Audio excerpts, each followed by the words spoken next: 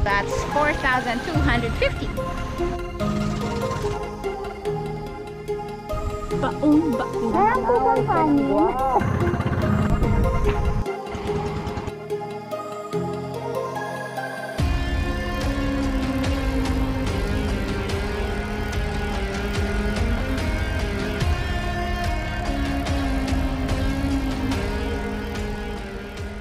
Hey everyone, this is Shin and I'm so happy to have you back on my channel as always. Anyway, today please join me on another journey, and this time we will take you to one of Zamboanga Peninsula's hidden gems. It is called Once Islas. Di ko actually sure kung paano i-spell ang Once. O-N-C-E ba or O-N-S-E? Anyway, parehas lang naman yon. Ito na nga, at gumising kami ng super aga around 4:30 AM para maagang makabiyahe at makapag-island hopping. Excited sa mga bagets, kaya walang nagreklamo sa kanila nung ginising namin sila that day. Pero pag nasa bahay, for sure, magre-reklamo yung mga yan. So, ito yung hallway ng Residential Suites. Too bad, hindi ko na-film yung actual room namin. Ang ganda sana. Medyo hindi siya spacious, pero okay na rin for 5 person. Anyway, so ito papalabas na kami. And as you can see, medyo madilim. Guard lang yung gising at that time. From the hotel, sumakay kami ng tricycle papunta sa van terminal na papunta naman sa Once Islas. Around 150 pesos ata yung binayaran ko for 5 packs. So, okay na rin. And then sa Ayala van terminal niya kami dinala, yung malapit sa SM Mindpro. Yung van na sinakyan namin was bound for Barangay Curuan, pero ibababa kami sa Barangay Panubigan or Panubigan Crossing. Doon kasi yung drop-off point papuntang Once Islas.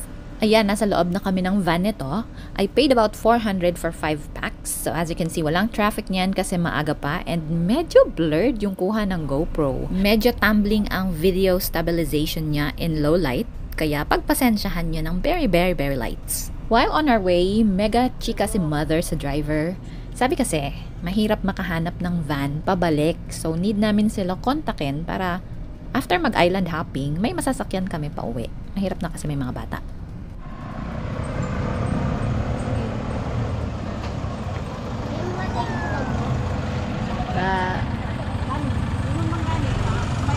Eto at nasa drop-off point na kami. Todo chika pa din si mother kasi nga tinatry niyang kunin yung contact number ni Kuya Driver. Anyway, naghihintay naman kami ng habal-habal niyan papunta sa Barangay Hall. 120 pesos pala yung bayad sa isang habal, so I paid 240 pesos in total. Mga 30 minutes yung biyahe. Sa isang habal, tatlo kami. Ako, si B-Boy, yung anak ko, and si Kanchi, yung pamangkin ko. Kasi pare-parehas kaming payat. And then sa isang habal, si Mother and si Aika, yung isa ko pang pamangkin. Na kay Aika pala yung GoPro ko that time, kaya ginamit ko yung cellphone ko pang video and selfie. Smooth naman ang ride, medyo nahirapan lang ako kasi nasa dulo ako niyan eh. Pero okay lang din. Kapit lang sa matatag at matigas. Char!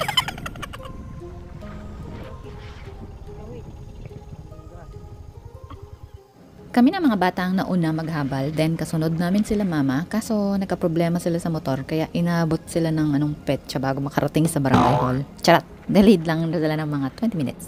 Pwede mag-walk-in or mag-schedule ng tour via email, pero dahil ayokong ma-hassle, nag-email na lang ako a week before our trip. They only allow 200 visitors per day, kaya ayoko mag-risk. Naka-display dyan yung email address nila, so get luck nyo na lang yan. Once they received your email, magre-reply sila ng mga steps with attachments about their guidelines, rates, and fees. Take note, wala palang island hopping every Friday kasi prayer day yon ng mga kapatid nating Muslims. Something backstory, on August 5, Saturday yon, habang nasa Santa Cruz Island kami, katext ko yung contact ko sa Once Islas. Kailangan pala bayaran yung environmental and entrance fees that day until 3 p.m. Nasa SM pa yung treasurer's office. Alanganin kasi 1:30 p.m. yung schedule ng boat from Santa Cruz pabalik sa city. Tapos babalik pa kami sa hotel kasi basa kami, may mga bags, at tsaka traffic sa city. Kaya hindi kami aabot sa 3 p.m. na cut-off. Buti na lang nakiusap yung contact ko, si Madam Rubilin Sarigumba. sa treasurer's office para makahabol kami magbayad ng fees. By the way, nirecommend pala siya ni Kuya Alan Lim. Siya yung guide namin sa Basilan. Ito yung binayaran ko sa barangay hall bukod pa sa entrance and environmental fees na 1,000 pesos for 5 packs na binayaran ko sa treasurer's office sa 4th floor ng SM Mind Pro. To clarify, the cottage cost 150 pesos per island. Kaya 450 yung total dyan. Pwede din kayo mag-avail ng kayak. It costs 300 pesos for 2 hours. At ng Bisaya Island Tour, it costs 200 pesos per hour na hindi namin in-avail. Bukod pa dyan, nag-order din ako ng food package kay Madam Rubelin.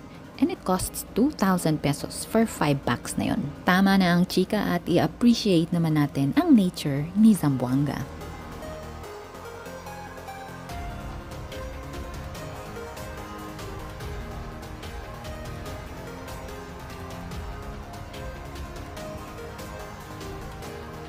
What's up guys? Today we're gonna giving Inshin strawberry and there it is. Maganda no. Kala nyo mayaman kami dito? Iniwan mo. Hindi. Saan na naman ako. Tapos, wala akong pake. Ito si Mama Bing kumakain. Si Mami lapakis-kis pa. Ito pagkain ko. Kain kayo. Delicious Ay, wow, nalagyan pa. Ayan ang ano, yun nakakatuwa yan pag nag-ialog ka na Tama na, naubos na yung ano ko dyan. Patalat. Yummy. Biboy, Ilan pa kayo? Ilan pa kayo? Kuya Biboy. Yummy. Kaya akin yan ah. Kain kayo ng kanin. Yum, yum. Delicious. I love you more infinity. Kulit na pamangkin ko. But anyway, magsa 7 a.m. pa lang nito at start ng biyahe was 7:30 a.m. Kaya mag-breakfast muna kami. Medyo unhealthy ang kinakain natin for today's breakfast. Pero Denmark kasi wala naman kaming choice. Ito lang yung available na food sa tabi ng barangay hall. Reasonable naman ang mga price dito. Kaya try nyo din. So guys, today we are on Shin Strawberry Part 2. Ay, part 3 na pala. Ay no, aalis na kami. So hanggang 20 seconds lang nanto. Okay. Ayun yung mga bangka. Inunahan na kami. Anduya. May bangka doon. Aalis na kami. Ayan siya. Maganda yung island. Ayan siya. May naghihintay na line. Abing, bilis! Ilan na sila? 7 na lang. Kulang tayo ng 5. Oh, joke lang. Talon ako. Gusto niyo?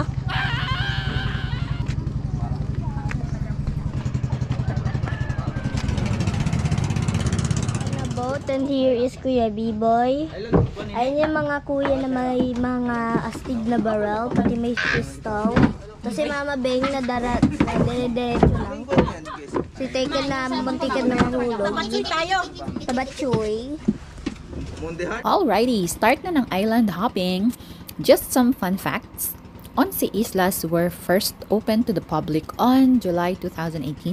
At katulad ng Santa Cruz Island, isa to sa mga destination na hindi mo dapat palampasin kung bibisitahin mo ang Zamboanga City. As you all know, 11 Islas stands for 11 islands or 11 isla sa Tagalog. Sadly, 3 isla lang ang bukas sa mga tourists. Yung natirang 8 isla are still private pa daw.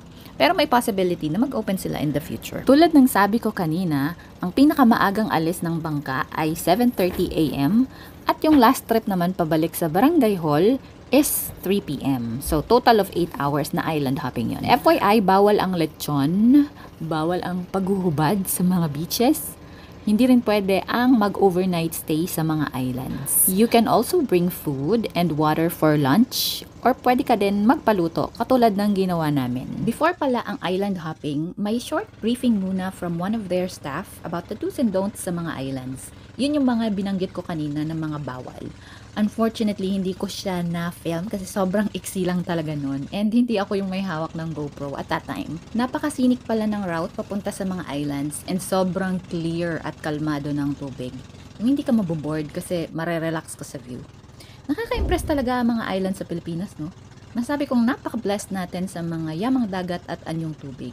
Opak! Lalo na Tagalog. Gusto mo yun? Eto at mananahimik muna ako para ma-enjoy nyo naman ang view.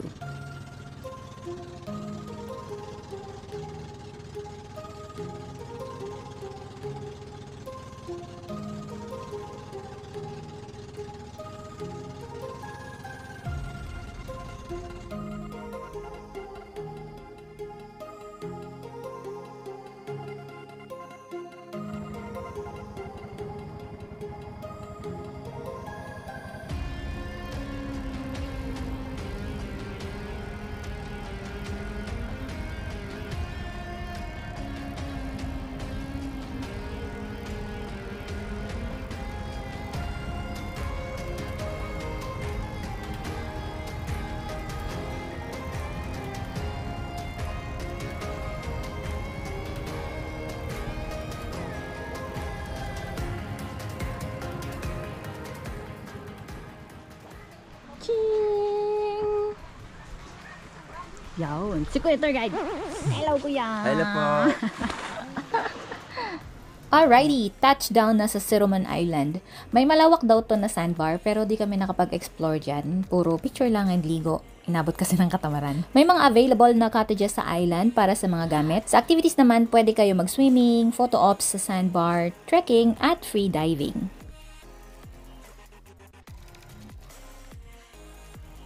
Ayun, ganda. Siyempre.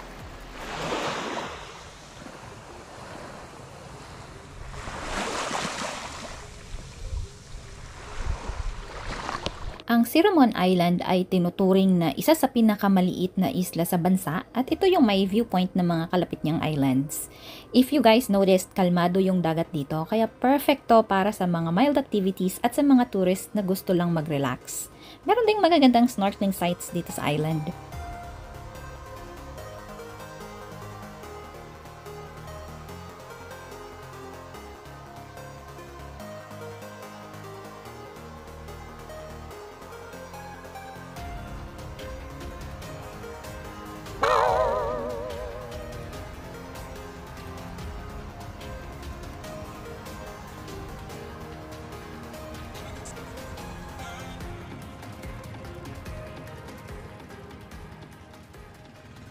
Okay, back to island hopping ulit.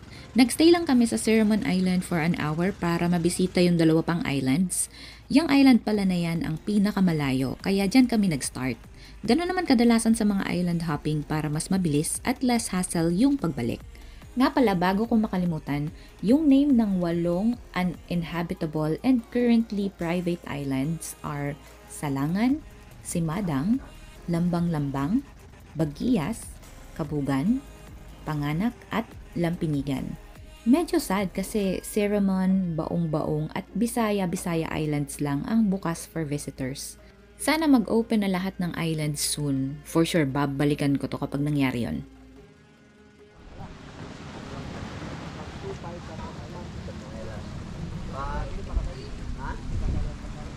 Welcome to Baong-Baong Island. Barangay Panubigan, Tamba, Zamboanga, Philippines. And this is what you're gonna see. Wow! Alrighty, nasa Baong-Baong Island naman tayo. Meron din tong white sand beach at magandang front beach na perfect for swimming at snorkeling. Medyo kalmado din yung alon sa island, so okay din siya for mild activities. Pero ang highlight sa island na to yung 15 minutes trek papunta sa view deck kung saan makikita nyo ang Bisaya-Bisaya Island na hindi namin napuntahan kasi busy na kami dyan kumain at maligo. So total ng binayaran ko rito, cottage, boat, guide fee, total of 3,250. For 5 na yun. Plus environmental fee and entrance fee. Additional 1,000. So that's 4,250. Not bad. Yung mga chinek kong package dito, around ano siya, medyo mahal. Package for 5, inclusive of everything. Parang nasa total na ano siya, 18 or 19,000 or day tour. So nakatipid ako ng more than half ng fee. So mag DIY na lang kayo, friendship. Ganda dito. Don't miss this place. It's really beautiful.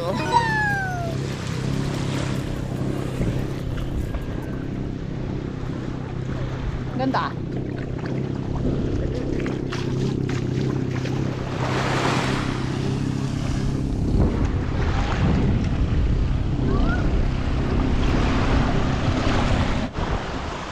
Baong. Ala, hindi ko pa nabibidyohan yung ano. Ano yan, ma? Selfie and me. Tutok na naman tayo, mga ka-friendship.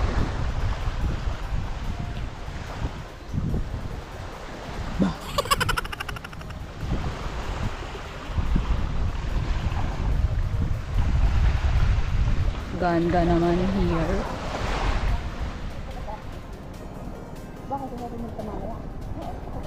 Hello, Teka. Hello, Mama Bing. Mama, naka-GoPro ako. Hi, Lab. Ang kasi. Hello, mabuhay. Hi, Che. Ay, ayun niya. So, andito kami, guys. Naliligo. Nakastress ko doon. Nag-isip ka habang nakabito. Okay, guys. Dito muna kami. Mag-iilalim na ano ako. Shooting. 3, 2, 1.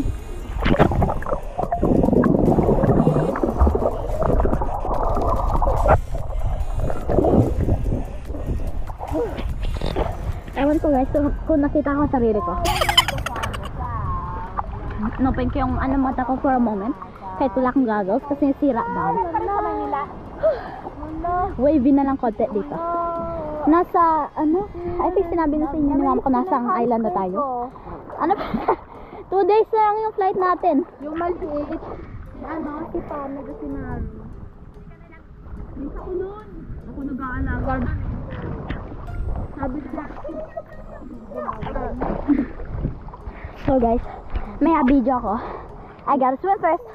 Bye!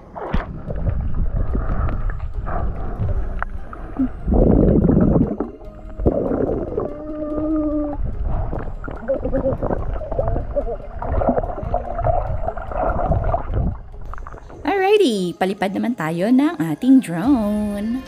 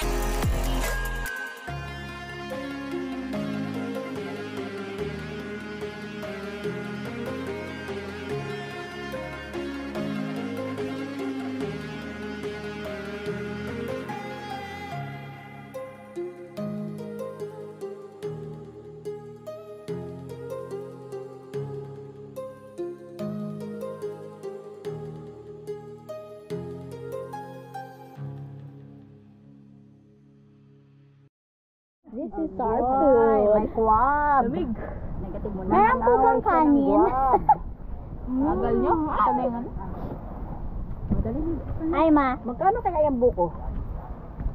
Meron daw silang ano.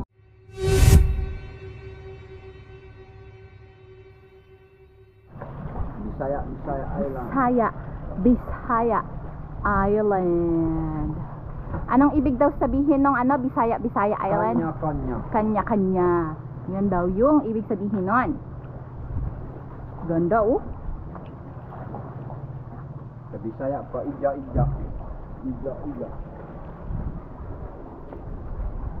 Ganda. Aray ko, pakita natin lahat.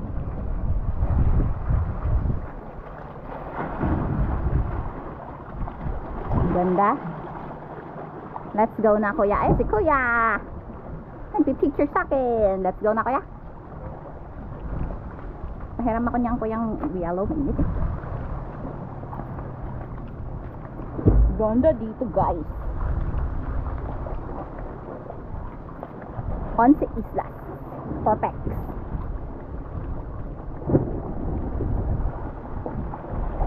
Kita niyo yan? Ganda niyan. Kita niyo yan? Ganda. Perfect. O, pak. So if you're going here in Zamboanga, don't forget to drop by at 11 Islas. Kapalang ako. Ang sakit. Kalimutan ko yung ano ko. Sige na naman, sinalas ko mama. Sakit yun. Naku, kuya, paano kayo? Sige na. Sana naman ko. Kuya, masakit. Sakit naman. Hello, kuya. Sakit. Ako nga, nasakitan. Yan. Parang ang ganda dito, kuya. Kaya nga, ano? Ito na nga, hindi ko na-film yung arrival namin sa Bisaya Island kasi diretso agad sa pag-explore. Naiwan pala sila mother sa boat as usual. Tinamad na naman sila lumakad kaya ako na lang ang nag-effort. Sana all nag-effort. Anyway, ilang minuto lang ang layo ng baong-baong to Bisaya Island. And itong island na to, napapalibutan to ng magagandang rock formation na perfect for trekking, isang maliit na lagoon or natural tidal pool, at isang malinis na white sand beach. Kapag low tide, pwede kang maglakad sa mabuhangin at mabatong natural na daanan para makarating ka sa kabilang islet. Ingat-ingat lang sa mga bato kasi medyo madulas dyan. Baka tumambling kayo ng mga 3 times. Nagchismisan lang pala kami dito ni Kuya while on our way back. And naalala ko lang, hindi ko pala nadala yung drone ko that time. Kaya kailangan pa naming bumalik sa boat, kunin yung mga gamit, at bumalik ulit sa rock formation under the sun to fly the drone just for you, my lovely viewers. Cheng! Kuha naman ako. Subscribe na kayo, please. Anyway, though 3 islands lang ang napuntahan namin, we didn't have any regrets kasi we had glimpses of the other 8 islands naman. Yun nga lang, hindi pwedeng daungan ng boat. Pero, to be honest, more than enough na yung 3 islands na binisita namin. Kumbaga, walang tapon sa mga islands na yun. Kasi, each island has its own unique characteristics, special charm, at opportunities for exploration. Buong 11 Island. Correct.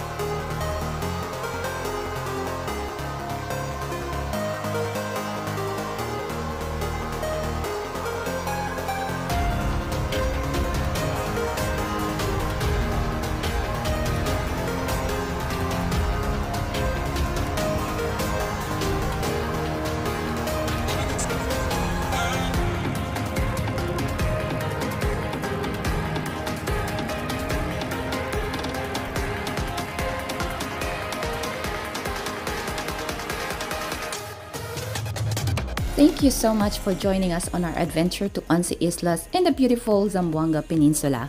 We had an amazing time exploring the island, soaking in the stunning views, and experiencing the local culture. I hope you enjoyed the journey as much as we did. In our next video, we'll be taking you to a breathtaking waterfall we visited on our last day in Zamboanga City, so you don't want to miss that. Once again, this is Shin, encouraging everyone to embark on life's adventures, embrace each journey, and empower your story, one step at a time. Kita-kits tayo sa susunod na video. Take care!